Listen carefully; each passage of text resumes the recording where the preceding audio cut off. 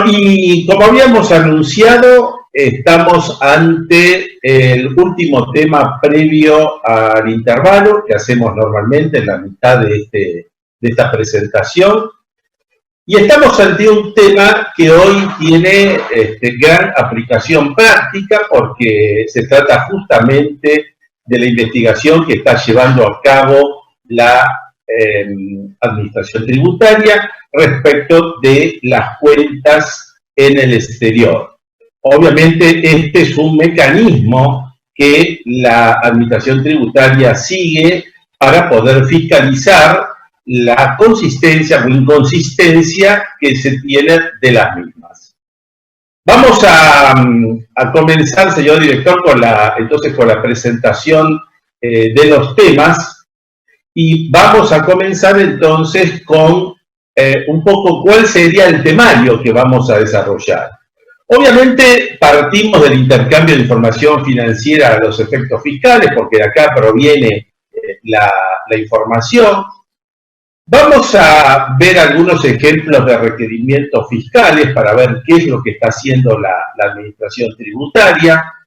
En tercer lugar, tenemos que analizar este tema de la garantía de la no autoincriminación respecto al deber de colaboración que tienen los contribuyentes, cuál es la situación que se produce, cuál es la posición fiscal que tiene en esta materia, qué efectos tiene respecto del último blanqueo, esto es, en el caso que se pueda determinar que hay bienes no declarados, el contribuyente quizás recurrió al acogimiento del blanqueo de la 27260, no incluyó estos bienes, qué efectos tiene respecto de los mismos, y en definitiva todos los aspectos que tenemos que llegar a considerar.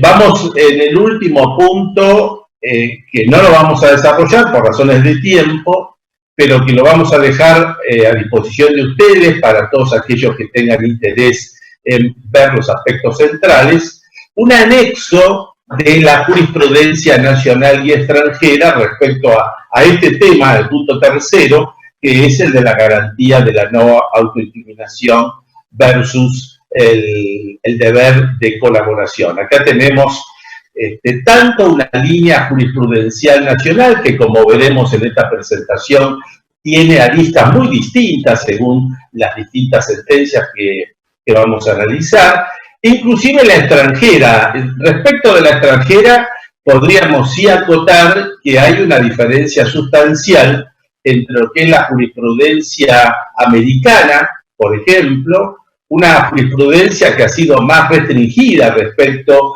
de esta garantía en la práctica, respecto de lo que es la jurisprudencia europea, donde la jurisprudencia europea y fundamentalmente en materia de derechos humanos tiene una aplicación mucho más rica, mucho más amplia, así que ahí se advierte una clara diferenciación en un tema complejo como es el que hemos señalado. Muy bien, comenzamos entonces con el desarrollo de este temario, con el intercambio de información financiera a los efectos fiscales. Y respecto de este tema, hacemos una muy somera introducción cuando nosotros hablamos de la información que suministra OCDE. En realidad, no es la información que suministra OCDE, sino que la información la suministra las entidades financieras del exterior.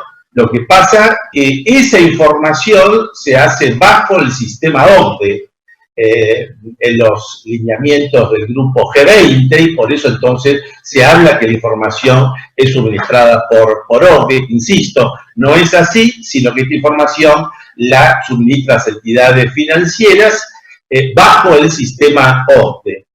Y acá tenemos un intercambio automático anual de información. Hay otras formas de intercambio, los intercambios que sean a requerimiento, espontáneos, no espontáneos, pero acá estamos ante un caso muy concreto, que es el que más nos interesa ahora, que es el intercambio automático, lo que en el mundo se llama el CRS, porque responde a una abreviatura del inglés.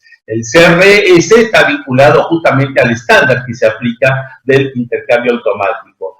En esto, la información se aplica sobre los saldos de las cuentas, sobre los intereses, sobre los dividendos, sobre los productos de la venta de los activos financieros. Información esta que es suministrada por las entidades financieras, como decíamos, a los distintos gobiernos, tanto en lo que hace a las cuentas de personas, a las cuentas de las personas jurídicas, como también fideicomisos y fundaciones. Esto de lo que hemos llamado el CRS es básicamente la vinculación que tiene a lo que oportunamente fue la ley FATCA, la ley de competencia fiscal de cuentas extranjeras, en la cual, diríamos, se ha basado todo este mecanismo. En el caso de la República Argentina, la información proviene de ese anexo multilateral de las autoridades competentes del año 2004 en el marco del artículo 6 de la Convención sobre la asistencia mutua en materia fiscal o por los acuerdos bilaterales que obviamente en este caso es el fundamento jurídico de la información. Seguimos adelante entonces con nuestra presentación y vamos a ver la aplicación concreta de este intercambio de información.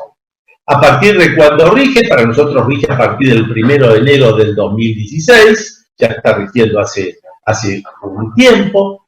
Recalcamos que todas las entidades financieras deben obtener de sus clientes la información necesaria para después remitirla justamente a las administraciones tributarias, y este intercambio de información automática del CRS entre los países vence el 30 de septiembre de cada año. Y el 30 de septiembre de cada año debe suministrarse la información respecto del año calendario inmediato anterior.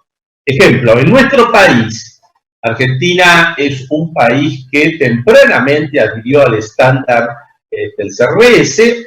El intercambio se materializa como primer año a partir de septiembre del 2017 y por esa razón, en esa oportunidad se informó el periodo fiscal 2016. En la Argentina se conoce con el nombre del CEFI, este interfaz que existe con el sistema MIAI CTS para el seguimiento de la información. Ahí tenemos la base que tiene la administración tributaria justamente para la aplicación del sistema. Vamos a seguir entonces con la proyección de estas presentaciones y vamos a ver ahora cómo es la información que se suministra. Respecto del titular de la cuenta, bueno, acá obviamente tenemos que ver si son personas humanas o son personas jurídicas. Ahí ustedes pueden ver los distintos datos que se suministran. Todos aquellos que tengan interés en tener este material lo pueden bajar, obviamente, de la web. Y también se establece la situación de las personas controlantes. Esto de las personas controlantes tiene lugar cuando el titular de la cuenta es una sociedad que califica como financiera pasiva en los términos del CRS. La cuenta financiera entonces está vinculada a el número de la identificación de la cuenta, el saldo al final del periodo. Si las cuentas son de custodia, los intereses brutos obtenidos, los dividendos brutos, cualquier otro tipo de ingresos. Si son de depósito, los intereses brutos pagados o acreditados, o también pueden ser otras cuentas con las cantidades brutas pagadas o acreditadas. Esta es la información que se suministra de la cuenta financiera. Seguimos adelante, señor director, con estas presentaciones. Y vamos a ver otros aspectos del estándar. Este estándar del intercambio de información es una cosa que ha sido muy positiva porque obviamente teniendo un estándar, los datos que se pueden suministrar resultan más fáciles para todas las administraciones. Acá tenemos cuentas que pertenecen a más de un titular, en el caso de cuentas que pertenecen a más de un titular, a cada una de las personas se los informa con el saldo total de la cuenta, con lo cual después debe considerarse el porcentaje que efectivamente corresponde.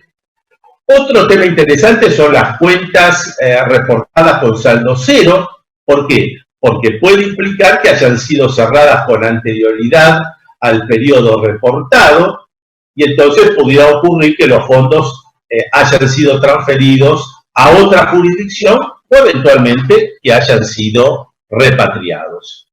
Los pagos informados con el estándar, importante señalarlo, se encuentran agrupados por tipo de pago, o sea, por intereses, por dividendos, por pensiones, etcétera, y el monto informado corresponde al monto global para cada tipo de pago.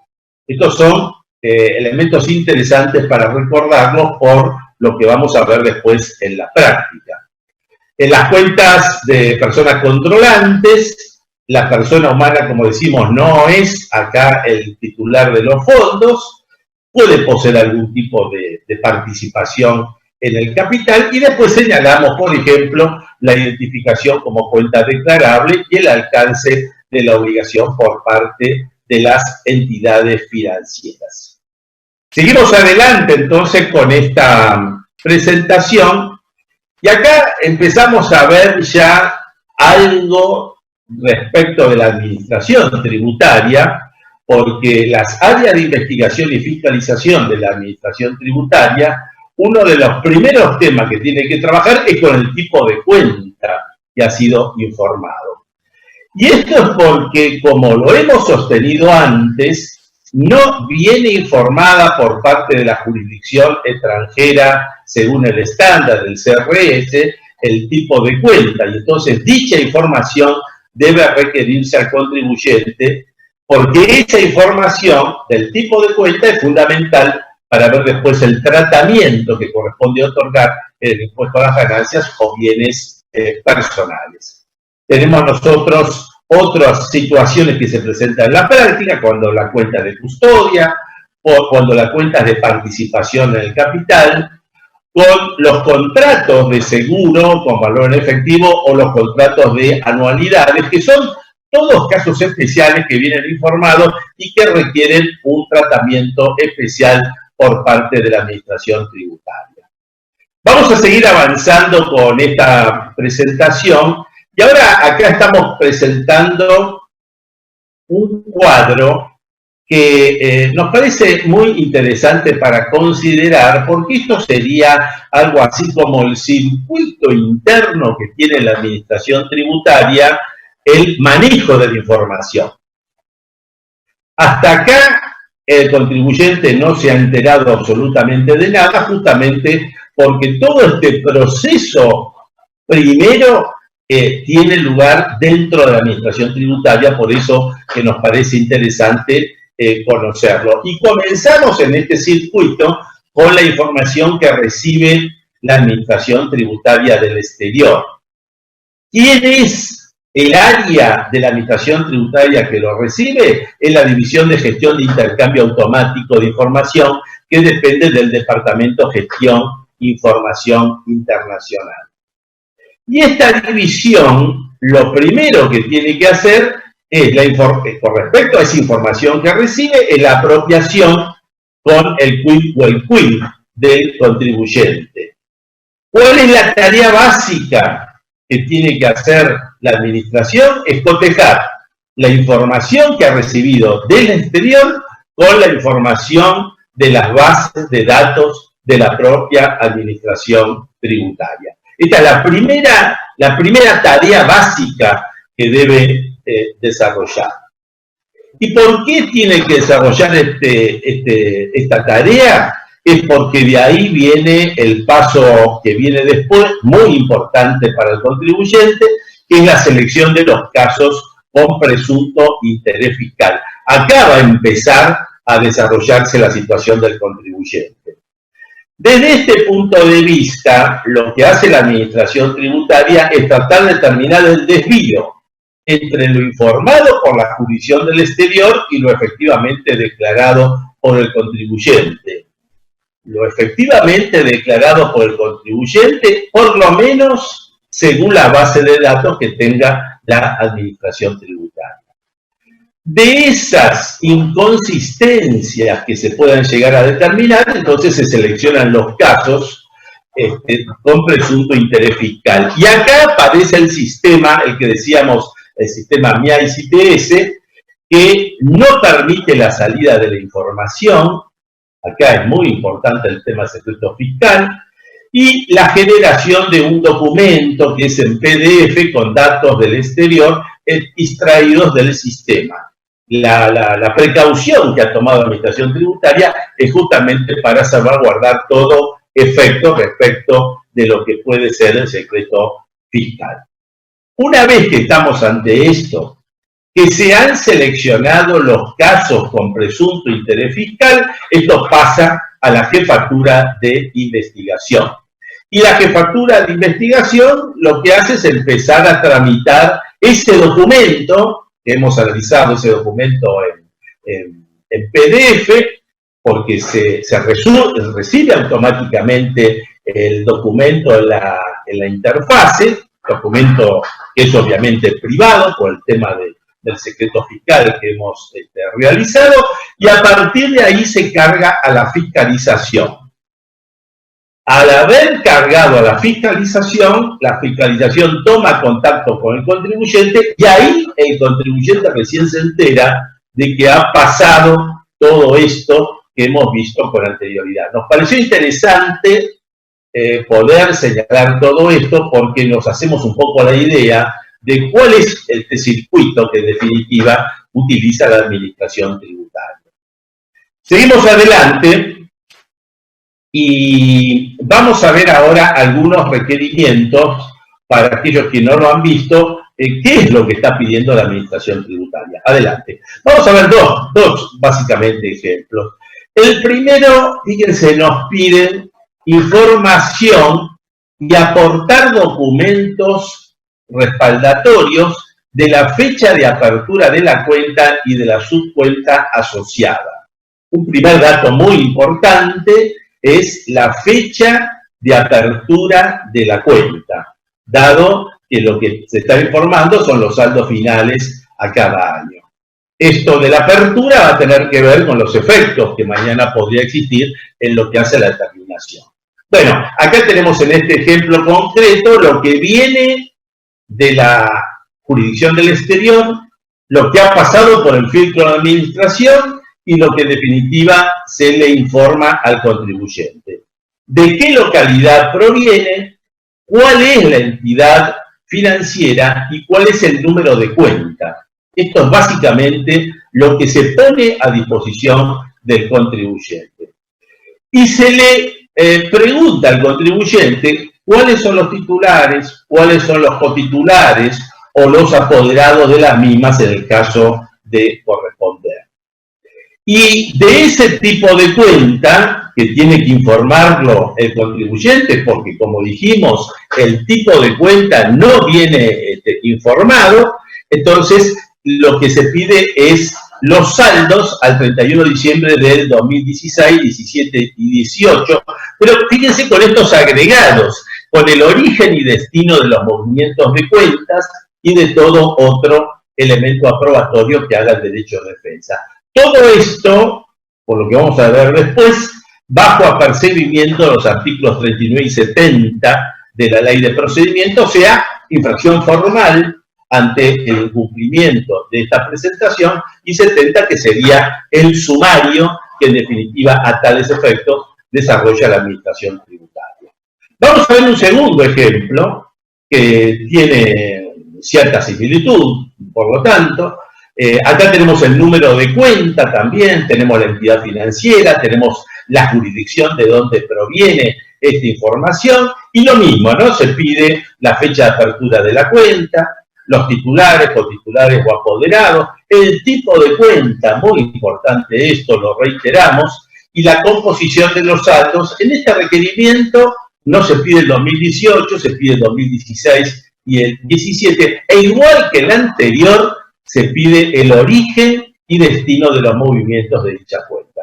Bueno, dos casos que ustedes pueden ver que tienen cierta similitud para ir entrando en ver cómo son estos requerimientos, y ahora empieza la problemática con el contribuyente. Seguimos adelante y nos encontramos ahora ante este nuevo problema, que es este enfrentamiento que se daría entre el deber de colaboración, o sea, la respuesta que el contribuyente debe a ese requerimiento, con la garantía constitucional implícita de la no autoincriminación.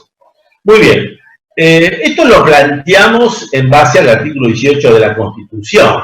Este artículo 18 presenta este principio básico. El principio básico es que nadie puede ser obligado a declarar contra sí mismo. ¿Esto qué significa? De que no puede obligarse a ningún sujeto a declararse culpable, porque dentro del proceso penal público tiene todas las garantías. Y este derecho a no ser obligado a declarar contra sí mismo, ni a declararse culpable, proviene nada menos de los pactos internacionales, del pacto más conocido como San José de Costa Rica. Es decir, esta es la base constitucional de lo que vamos a hablar seguidamente. Adelante. Respecto de esto, un tema para aclararlo, y esto lo hemos sacado de la doctrina de la Corte. ¿Cuál es el ABC de la declaración? ¿Cuáles son los principios liminales de la declaración?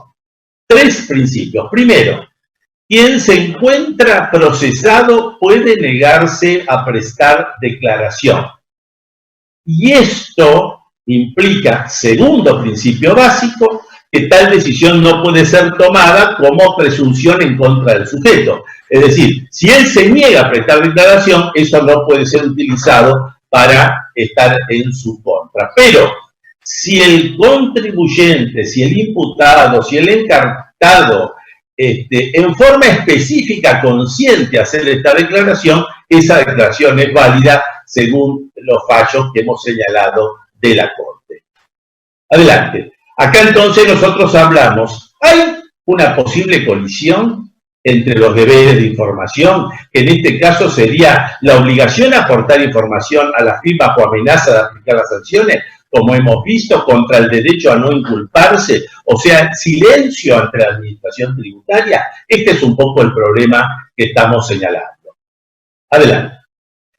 Desde este punto de vista, hacemos un resumen de algunos antecedentes jurisprudenciales nacionales, donde ustedes van a ver la disparidad de criterios de la jurisprudencia. Primero, nos sorprende el primer caso de la Sala A de la Cámara de Apelaciones en lo Penal Económico. Tenemos que advertir, con una constitución distinta a la actual, donde dice que esa garantía de no inculpación, de no autoincriminación, no se puede aplicar respecto a las personas jurídicas. O sea, se aplicaría respecto a personas humanas. Esto en un criterio absolutamente diferencial del resto de la jurisprudencia. La Sala A también tiene la posición respecto que cuando hablamos de libros o documentos, esto no se aplica en este tema de la autoincriminación, tampoco compartido por todos los fueros. Y después tenemos también otra posición ya del Juzgado Nacional Penal Tributario, antes de la desaparición, obviamente, cuando dice que este criterio se aplica solamente en sede penal y no administrativa, tampoco compartido por toda la jurisprudencia. Y destacamos la Cámara Federal de General Roca, igual que la Cámara Federal de Mar del Plata, porque los dos, con un criterio muy importante, que este tema lo que termina produciendo es que impide el derecho de defensa y por lo tanto es quien más ha acogido este tipo de garantías. Una vieja posición del Juzgado Penal Económico, por un juez que hoy ya no forma parte del juzgado, con la conclusión que la presentación de la declaración jurada a instancias de la inspección viola la garantía, la presentación de declaración jurada viola la garantía, posición contraria de la Sala A y de Casación Penal, que dice todo lo contrario. Esto para que ustedes vean las distintas posiciones jurisprudenciales. Casación Penal en Sala 1, que ha dicho que el aporte de los documentos no resulta equiparable a una declaración, porque el tema central era declaración. ¿Qué comprende la declaración? No lo comprendería el aporte de documentos. Y la Sala 4, que en forma similar, diría, ha dicho que la contestación de los requerimientos en una inspección no viola esta garantía. Mientras que la Sala B de la Cámara de Apelaciones dice que la AFIP no puede requerir dentro de sus facultades pruebas relacionadas al proceso penal. Seguimos adelante y vamos a ver cómo las cuestiones que se nos plantean ahora es, en definitiva, ¿esto se aplica en sede administrativa o se aplica en sede penal? ¿Se aplica a personas humanas o se aplica a personas jurídicas? ¿Qué efecto tienen las pruebas obtenidas por parte de terceros? ¿Cuáles son las declaraciones efectuadas en forma absolutamente voluntaria? Y el aporte de la documentación, ¿constituye o no declaración? Cuestiones que por razón de tiempo no podemos desarrollar, pero bueno, estas son un poco las cuestiones para tener en cuenta. Seguimos adelante, ya estamos acercándonos al final, vamos a la posición fiscal. Adelante, en la posición fiscal nos encontramos con un dictamen que es el dictamen 9 del 2003, donde acá se planteó un caso muy particular, quizás parecido al que estamos viendo ahora. La inspección se solicita al contribuyente, le piden una serie de información, el contribuyente le retruca a la inspección y le dice que tiene que aclararle cuál es el fin y destino de la información. Con esto la inspección eleva a consulta interna cuál sería la acción a desarrollar, porque había una instancia penal. La asesoría de la Administración Tributaria dice que la AFIP se encuentra facultada igual para requerir al contribuyente. Sin embargo, y acá vieron lo importante, plantea un tema que dice que si el organismo recaudador necesita información, y esa información el día de mañana la va a hacer valer ante un juez penal, debería solicitarse previamente la intervención al juez penal para que ordene un registro y un secuestro de documentación que pueda servir como medio de prueba. Importantísimo esta posición de la Administración Tributaria. Seguimos adelante y vamos a ver entonces respecto del efecto en el blanqueo. Seguimos adelante y acá nos encontramos entonces con los periodos fiscales que han sido cerrados, la Administración Tributaria que tiene que detectar un bien o una tenencia no declarada que supere el 1%, como sabemos, de todos los bienes exteriorizados. Y seguimos adelante, vemos cuáles serían los aspectos a considerar en definitiva, ya para ir cerrando el tema. Primer aspecto, el de la prescripción impositiva, porque en definitiva el tema es que en el caso del blanqueo los periodos fiscales llegaron hasta el año 2015, entonces tenemos que ver a qué periodo fiscal corresponde ese tipo de bienes. Para saber esto tenemos que ver cuál es la incorporación al patrimonio, porque si la incorporación del patrimonio es después del 2015, obviamente no tiene efecto respecto a quien ha blanqueado. Si esto no es así, se produce un decaimiento de los beneficios con todos los efectos que corresponden. El contribuyente que se ve encontrado ante esta situación ha pagado sin causa. ¿Cómo obtiene la devolución? Porque ha pagado sin causa. ¿Cómo lo obtiene la devolución? En todos los casos debe encontrarse una relación entre estos bienes no declarados con el decaimiento del blanqueo. Adelante, señor director. Ya entonces encontramos el anexo que habíamos mencionado, que era el séptimo, que esto no lo vamos a mencionar, porque queda para disposición de ustedes. Esto ha sido entonces el esquema que quisimos plantear cuando nos encontramos ante las actuales intervenciones. Fíjense ustedes todos los elementos que tenemos que llegar a concluir. Y por lo tanto, un tema central para el contribuyente. ¿Cuál es el tema central? La necesidad de definir una estrategia a los efectos de atender esto. La administración tributaria tiene todo el derecho de hacer este tipo de verificaciones porque obviamente puede ser que estemos ante un delito que esté incurso dentro de un proceso penal. Pero a su vez el contribuyente tiene sus derechos para defenderse y esto es de alguna manera, ese equilibrio es lo que hemos tratado de demostrar en esta presentación.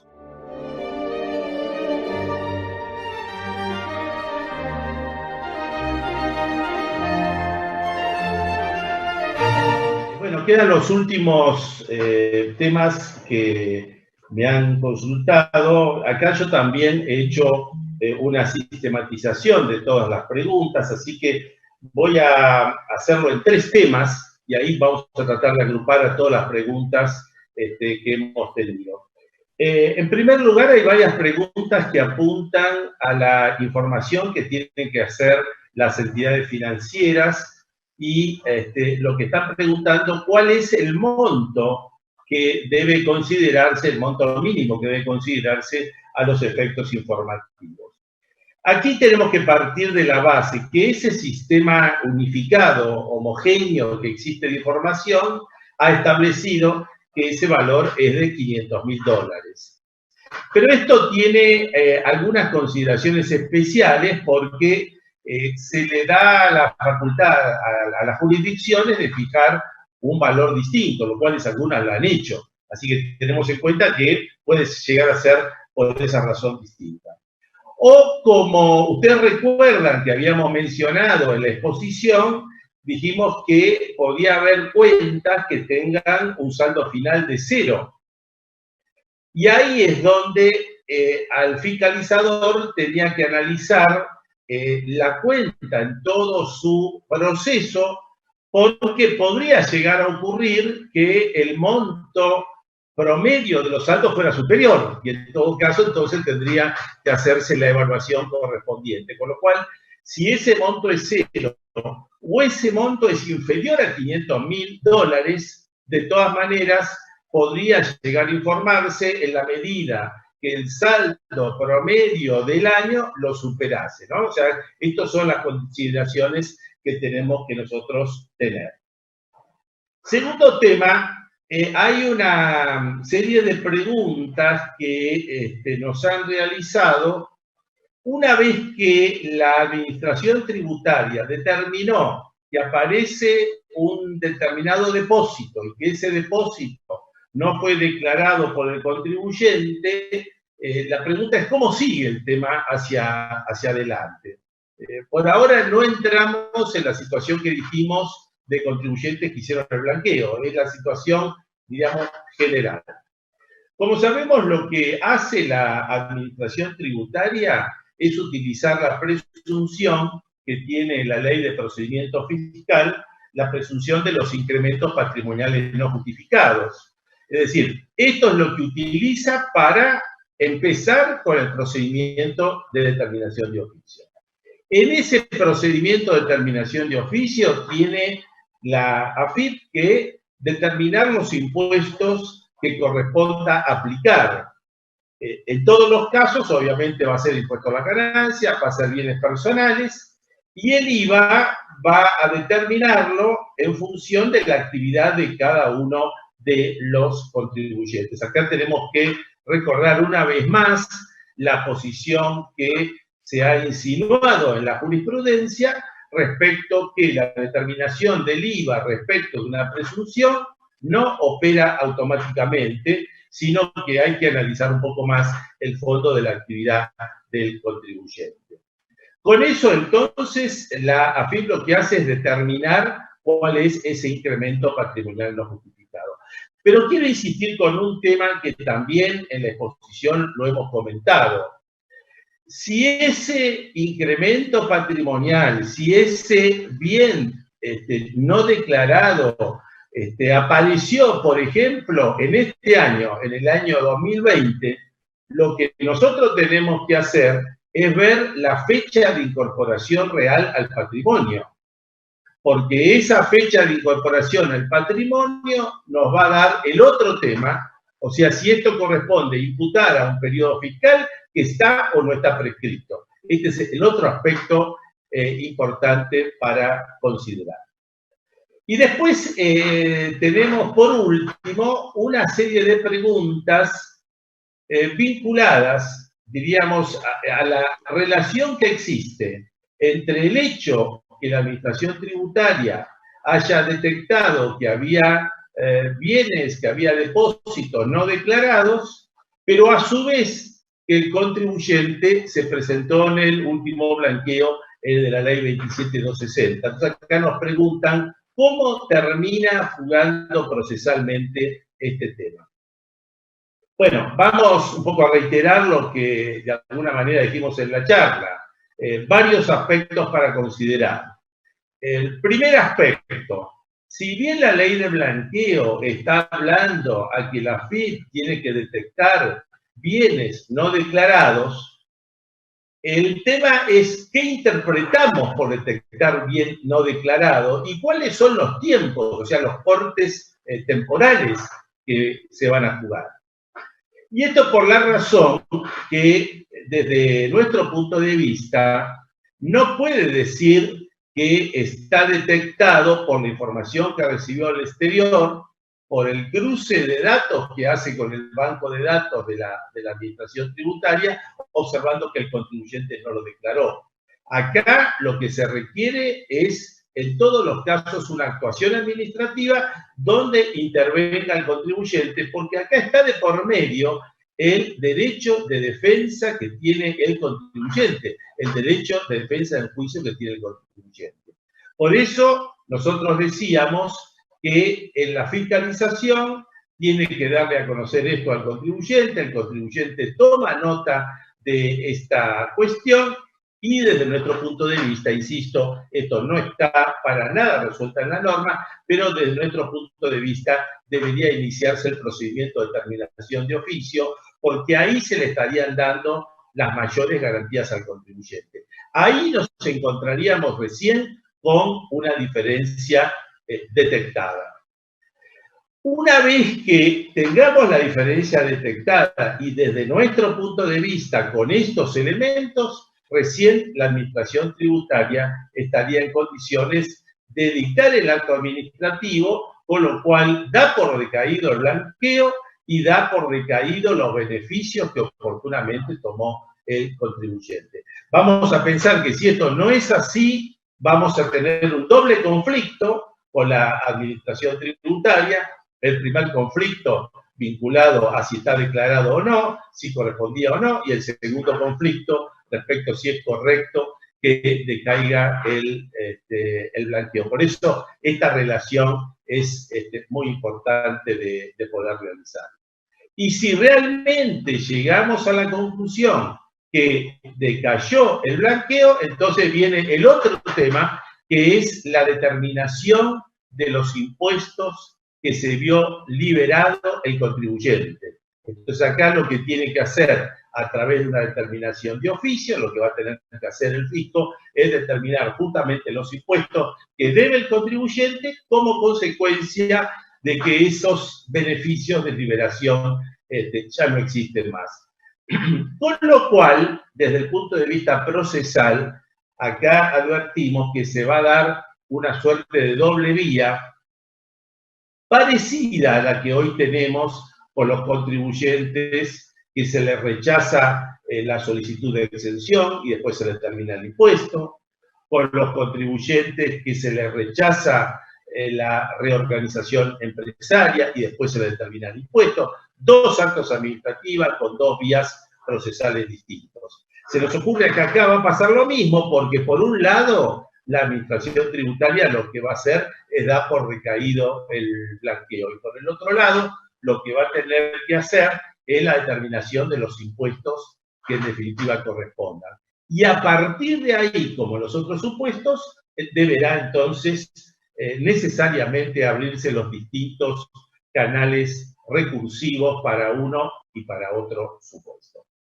Muy bien, Con esto hemos tratado de esta forma de contemplar entonces la mayor cantidad de preguntas, de hacerlo en forma sistemática. Así que hemos llegado a la finalización de la reunión de hoy. El agradecerles a todos ustedes por el hecho de habernos seguido durante toda la reunión y de invitarlos para la próxima reunión de este ciclo, que va a ser en julio, el 15 de julio. No va a haber feria, posiblemente, feria de las conocidas, las vacaciones de invierno todo el mundo se olvidó, así que julio va a ser un mes como cualquier otro, así que el día 15 de julio nos volveremos, Dios mediante, a juntarnos con todos ustedes y volver a analizar estos temas que hacen a la coyuntura tributaria.